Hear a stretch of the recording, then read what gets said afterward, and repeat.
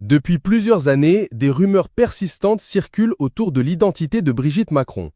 Relayées d'abord dans des cercles confidentiels, elles ont été ensuite mises sous les projecteurs par Candace Owens, commentatrice politique américaine, dans sa série Becoming Brigitte.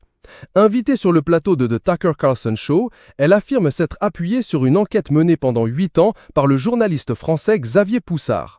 Selon elle, le simple fait de poser des questions sur les 30 premières années de la vie de Brigitte Macron déclenche une réponse d'État. Ce que certains perçoivent comme une théorie du complot a désormais des répercussions judiciaires.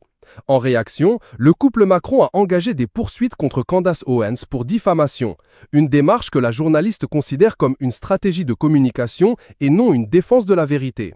Face à la polémique, une seule personne du clan Macron a publiquement tenté de calmer les choses.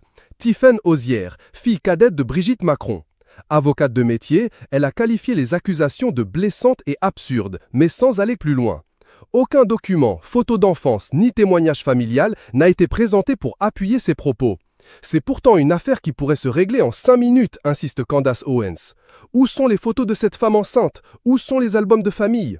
Cette absence de preuves, ajoutée au silence du reste de la famille, entretient les soupçons.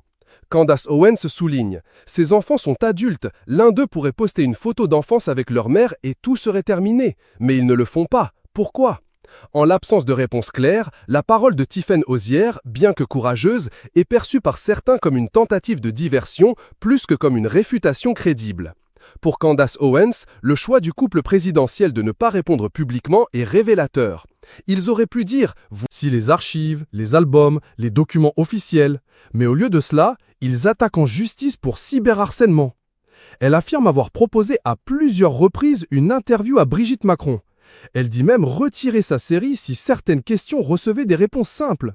Brigitte Macron est-elle née femme? A-t-elle vécu sous une autre identité?